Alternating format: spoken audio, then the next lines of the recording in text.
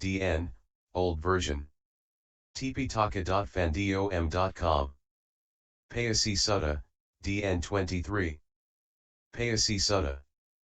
Prince Payasi disputes existence of rebirth, reincarnation, principle, and resultant of actions i.e. karma, but experiences it firsthand.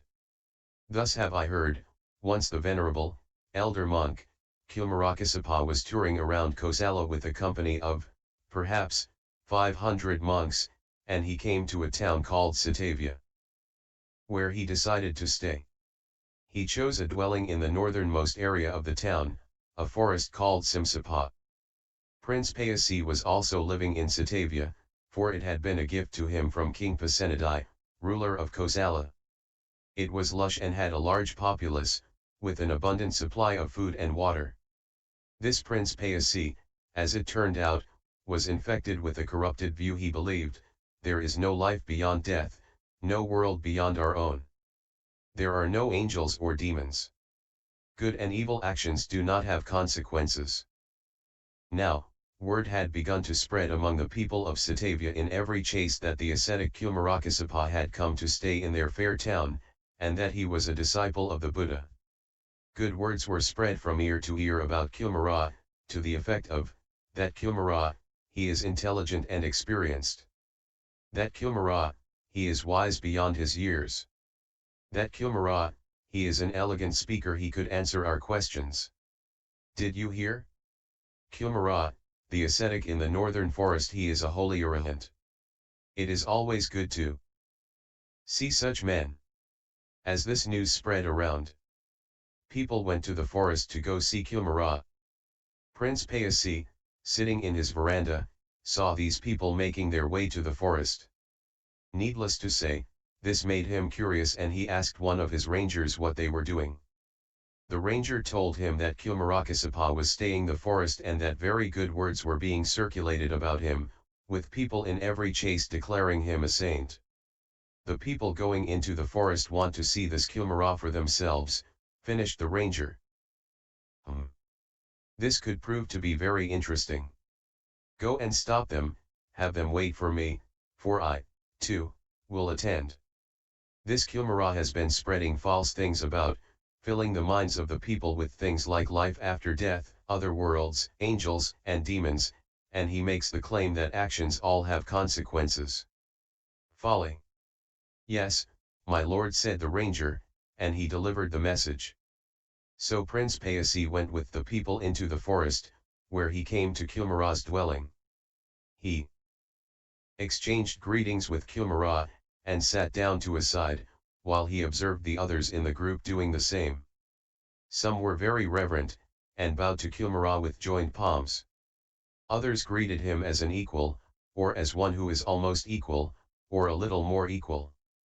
Some merely nodded, or did nothing at all, and just took a seat.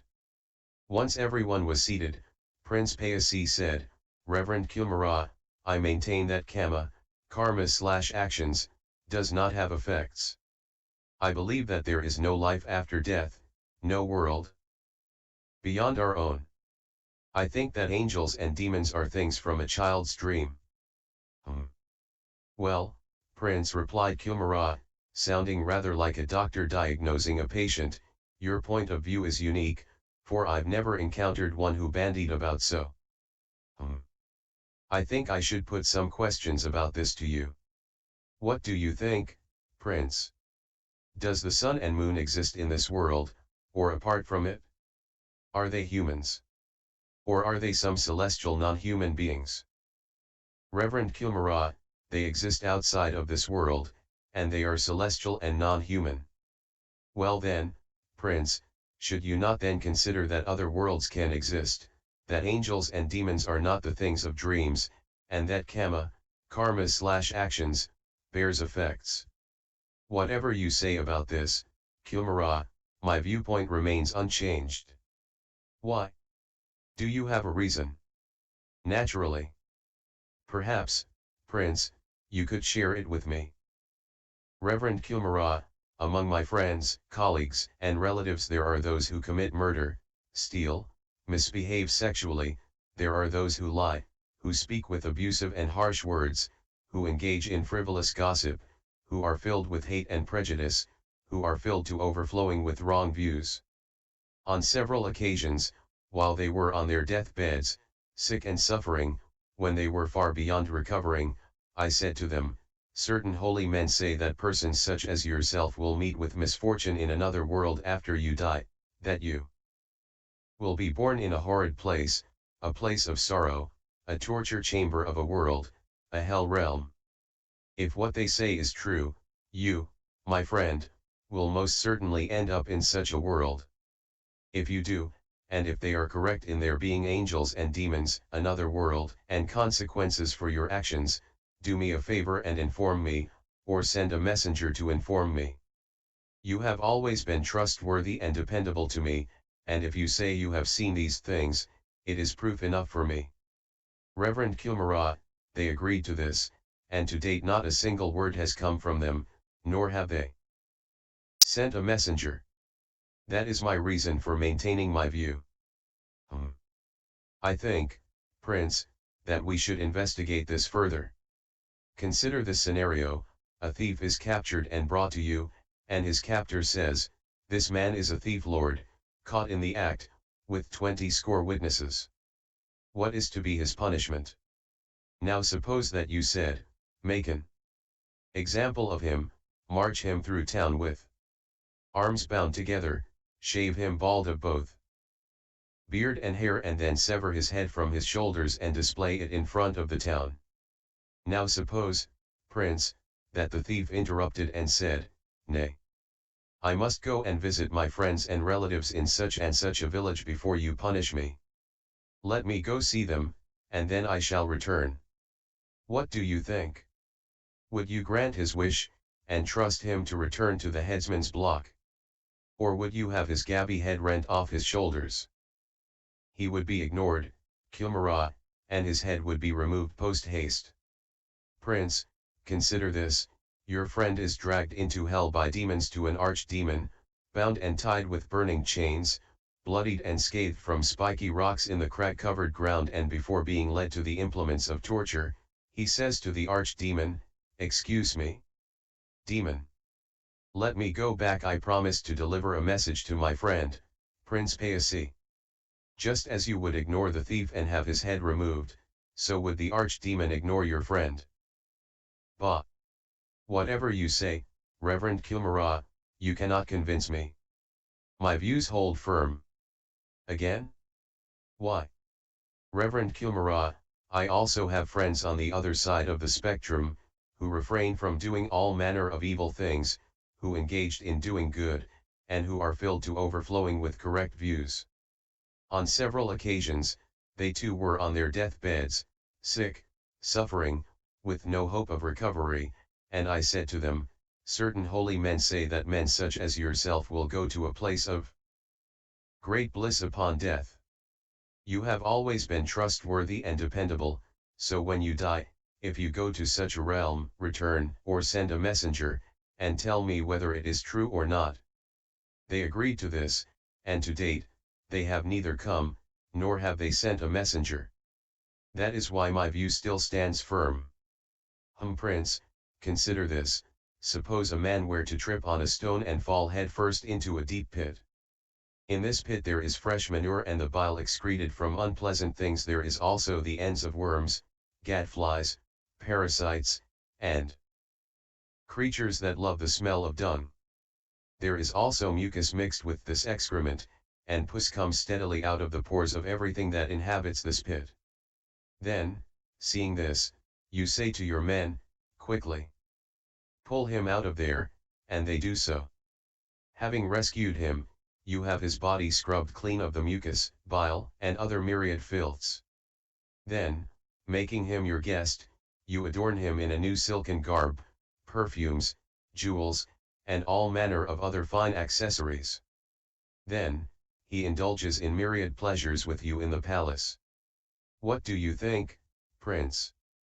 Would he ever willingly return to the pit you had had him pulled from? Ugh! No. Disgusting. Oh! Why not? Because no one sane would ever step willingly into such a pit. It is disgusting, and I think everyone here would agree with that. Well, Prince, just as you find the ends of worms, and creatures that produce mucus from their pores to be disgusting, so do angels find humans, and to them, the world of humans is like a pit filled with dung. Why then, would you expect your friends to willingly dive into this pit of bile merely to convey a message to you? Admit, Prince, that your view is mistaken.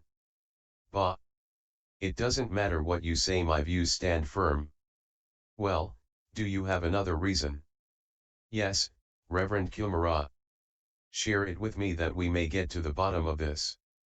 Kumarakasapa said, meaning the root of the prince's mistaken views, though the prince believed that he meant the mystery of whether or not other worlds exist.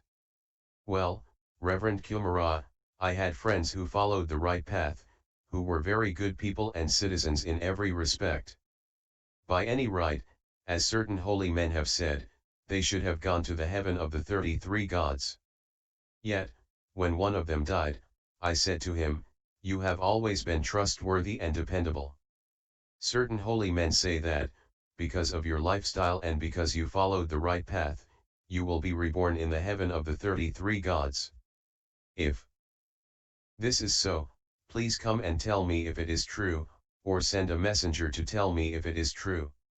To date, they have neither contacted me nor sent a messenger. Well, Prince, consider this. In the heaven of the 33 gods, time passes at a different pace, and people live much longer. In the period of our century, 100 years, only a single day, 24 hours would have passed for them.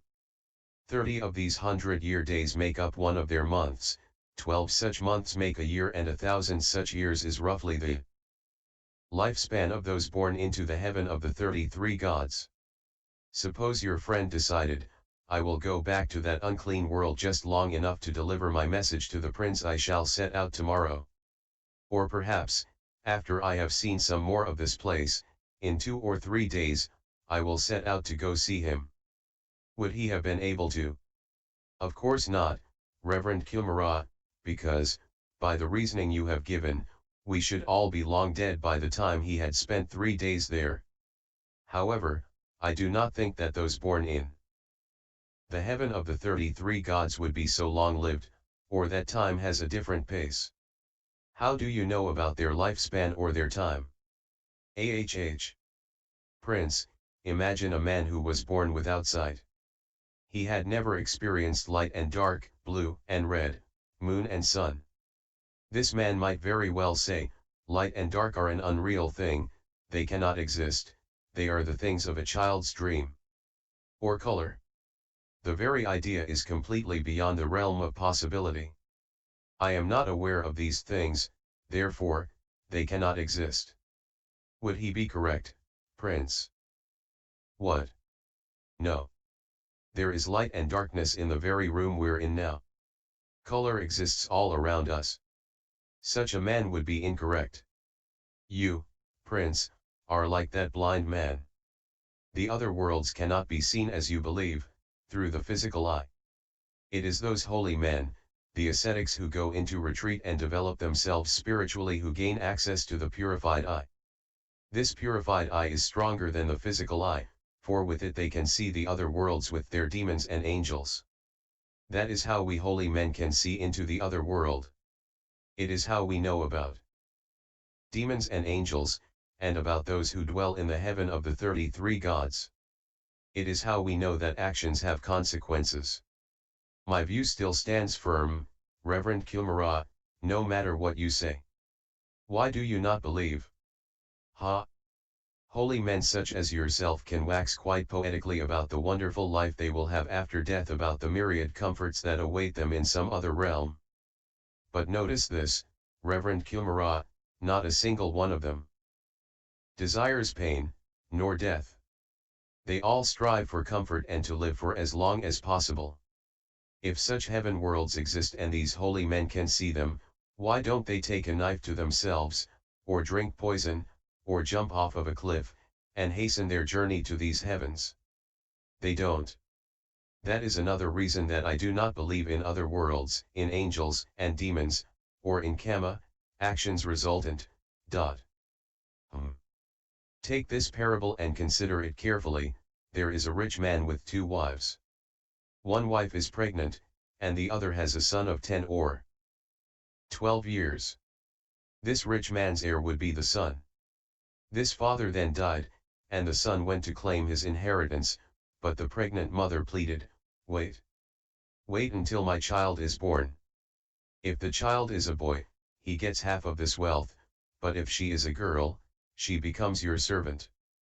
Desiring to have half of the wealth for herself and her child, she made this same plea whenever the heir came to claim his inheritance. Then, she took a knife and tried to cut open her womb, wanting to hasten the arrival of the child, and thus her wealth.